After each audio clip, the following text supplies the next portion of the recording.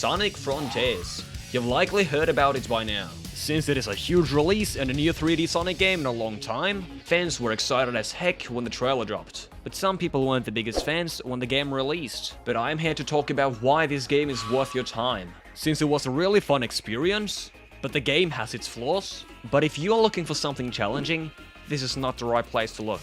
Since Sonic Frontiers was a breeze for me, even though I played in hard mode. The combat looks very cool because of all the different combos and animations. The combos are basically never necessary, so you don't have to learn them all. The game isn't that long.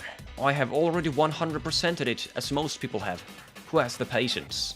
But let me tell you this game was an experience I won't forget. I had a lot of fun playing this, and I reckon you will too. This video is going to be spoiler free, so don't be worried. This game was very fun to play through. The story was solid, the maps were cool, and exploring new enemies were awesome. And the bosses, they were amazing.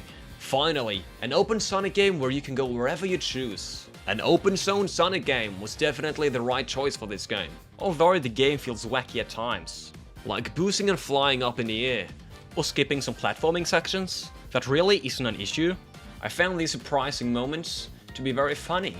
Boosting of small objects to gain tons of air is an awesome feature if you would like to go for a no jump run or something. Discovering text myself skipping the platforming sections in unique ways that seem ridiculous was an absolute blast. Running around a Sonic is very exciting.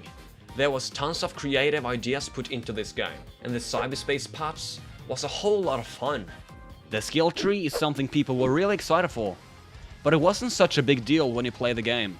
Not really necessary, but fun to unlock with your points. Since the next time you're in a battle, you'll see something new happen. The boss battles in this game felt awesome.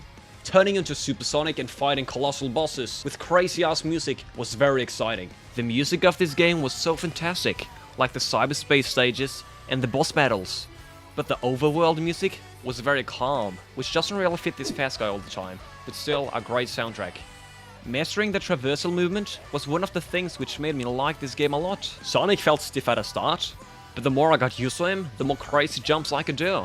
The voice lines and the cutscenes felt very alive because of the characters had strong personalities like in the other games. Eggman was less crazy than normal, but I think it worked out just fine in this game. I really liked seeing this vulnerable side of him. One thing you might like a lot is that you are free to explore and do whatever you want. Like you can grill and fish to gain items to progress through the story, instead of having to fight big monsters and doing platforming sequences and cyberspace levels. But in my personal opinion, I think this game should have had more strictness, because it doesn't make sense that you can fish for these items. It doesn't sit right with the story. To be fair, this game was very fun to play through, and I know it's worth your time. The Steam reviews are 95% positive, so that should say something. Plus many people think it's the best Sonic game yet, but some people don't like it, and that's totally alright. And if you don't like it, tell me why in the comments. Don't forget to like and subscribe if you enjoyed this video, but this is something you really shouldn't miss out on.